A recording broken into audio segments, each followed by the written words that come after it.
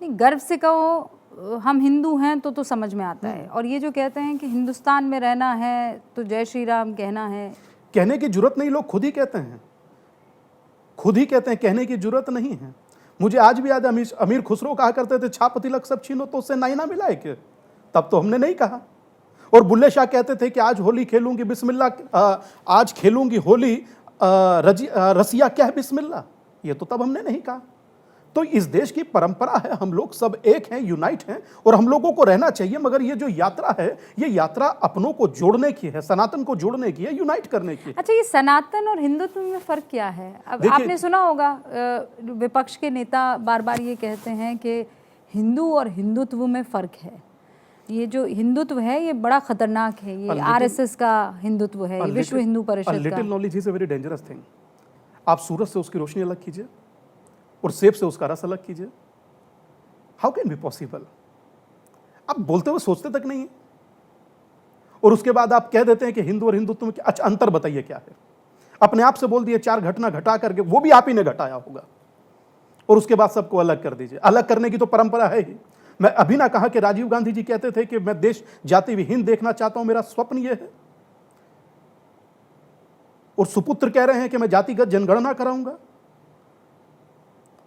मतलब मैं समझता हूं कि जब उन्होंने भी यात्रा किया, भारत जोड़ो यात्रा, तो मेरा मन था कि वो उस यात्रा से समझ पाएंगे कि समाज को एक होना चाहिए। अच्छा, वो तो दोनों एकदम साथ में ही थी ना, एक उनकी भारत जोड़ो यात्रा और एक आपकी भिक्षा यात्रा। बिल्कुल, मैं समझता हूं कि उनकी यात्रा 100 दिन रही, और ये आपकी जो यात्रा भिक्षा यात्रा, ये भिक्षा यात्रा अब तक भारत में सबसे लंबी अवधि तक चलने वाली यात्रा बनी। पर वो हिंदू मुसलमान सिख ईसाई सबको जोड़ रहे थे, आप हिंदुओं को जोड़ रहे हैं, बड़ी नाइंसाफी नहीं है? मैं समझता हूं कि क्या इस्लाम के नाम पर मुस्लिम एक नहीं है? क्या क्रिश्चियनिटी के नाम पर पूरी वेटिकन सिटी नहीं बसा? अपने हिंदुस्तान में तो हिंदू एक हो जाए, जो एक नहीं है उसे एक कर रहा हूं। नहीं, वो उनको एक कीजिए, कोई दिक्कत नहीं है, पर वो ये कह रहे हैं कि हिंदुस्तान में तो सभी रहते हैं ना। हाँ, तो आपने उन सबको एक क्यों नहीं किया है? देखिए, मैं समझता हूं कि जातिवाद हर जगह है, उनकी तरफ से कोई उलेमा खड़ा हो और जरूर एक करे। अगर मैं वहां जाकर एक करूंगा तो शायद वो प्रभाव ना हो जो किसी अन्य उलेमा का या मजहबी रहनुमा का होगा। मेरा कर्तव्य जहां तक है, मैं हिंदू का दिया फोन रखता हूं, हिंदू का दिया वस्त्र पहनता हूं, हिंदू की दी कार में चलता हूं। मेरा कर्तव्य है कि जातियों में बटे हिंदुओं को एक करूं। नहीं, तो यहाँ पे हिंदू अलग और मुसलमान अलग ऐसा है? आपके मन में मुसलमानों को लेकर क्या भाव, क्या विचार है? देखिए, अपने जीवन को बहुत अच्छे से जिए, आनंद से जिए, मेरी बहुत शुभकामनाएं हैं। मगर मेरा स्वयं के लिए और अपनों के लिए इतना है कि संगठित हो, विभक्त ना हो जातियों में। क्योंकि जब भी आप एक होते हो, आप सुनामी के जैसे वेग होते हो। जो बात आप कह रहे हैं ना, इस कुछ सालों पहले तक मुसलमानों को लेकर ऐसे ही उलेमा आते हो तो कहते थे मुसलमान खतरे में है, मुसलमान को एक हो जाना चाहिए, दुनिया में जहाँ जिस मुल्क में मुसलमान है उन सबको एकजुट होना चाहिए, एक मुश्त होना चाहिए, क्योंकि अगर ये अलग अलग रहा तो ये ख़त्म हो जाएगा। आज वही बात आप भी कह रहे हैं। मैं मात्र कह रहा हूँ कि कम से कम अपने घर में तो एक रहिए। परिवार में 4 लोग होते हैं, एक होते हैं ना। जब परिवार में 4 लोग एक होकर रह सकते हैं तो हम पूरे भारत में एक होकर क्यों नहीं रह सकते? मुझे जब प्रतीत होता है, जब आप ऐसा कहती हैं कि बोले कि आप हिंदू को ही क्यों एक कर रहे, बटा हुआ ही हिंदू है, इसीलिए एक उसी को कर रहा हूं। काश के कोई दूसरा बटा होता तो उससे भी कहता। जो बटा हुआ है आप उसे ही ना जोड़ सकते। ये बात तो आपने पते की है।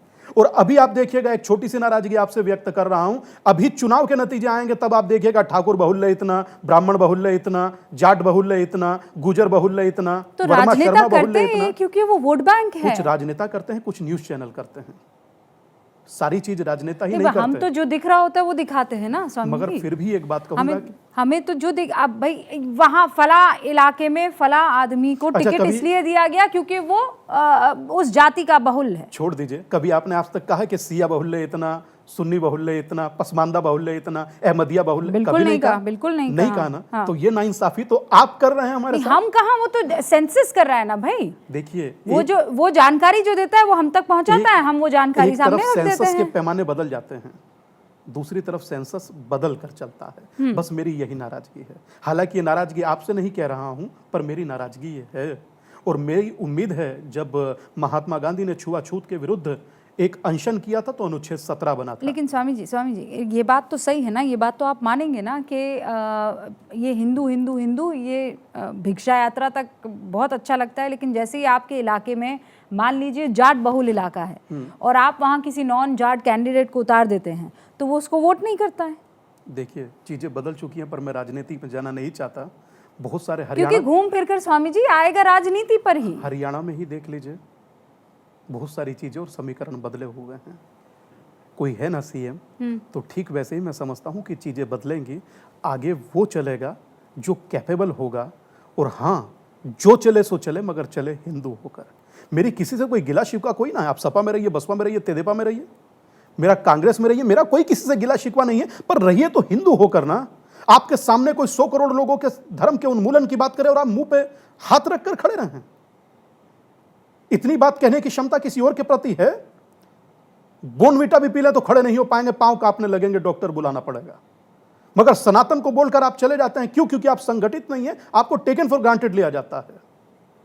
जिस दिन आप संगठित होंगे, कम से कम कोई रामचरितमानस की पंक्तियां नहीं जलाएगा।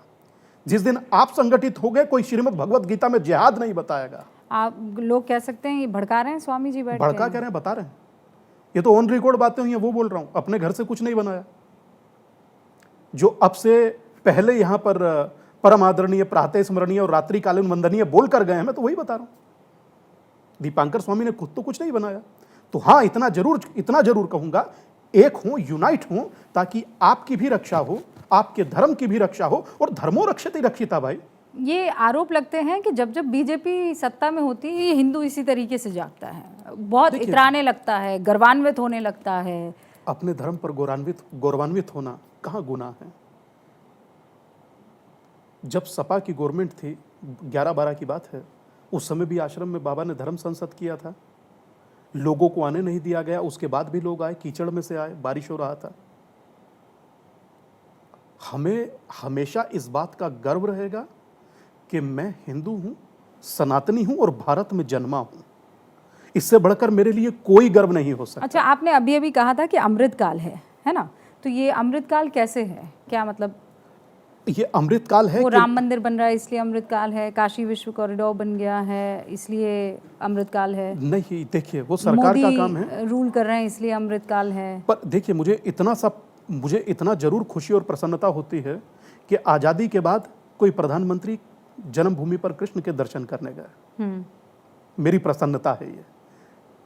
मेरी प्रसन्नता है कि कोई निर्भीक भाव से गंगा में खड़े होकर एक रुद्राक्ष की माला घुमा लेता है। मेरी प्रसन्नता है कि राम अपने भव्य भवन में विराज रहे हैं, वरना वही राम एक त्रिपाल के नीचे विराजते थे। आप एक हुए तो चीजें बदली ना। आप एक हों तो आपका सम्मान बना रहे, बस मेरी ये महत्वपूर्ण है। मेरे लिए ये, इससे बड़ी जिज्ञासा कोई नहीं है। स्वामी कभी चुनाव लड़ेंगे? मुझे सनातन की सेवा करनी है, मेरे लिए वो महत्वपूर्ण है। सनातन को यूनाइट करना है, मेरे लिए वो महत्वपूर्ण है। और मैं अपने चुनाव का चुनाव कर चुका हूं। मैं अपने चुनाव का चुनाव कर चुका हूं।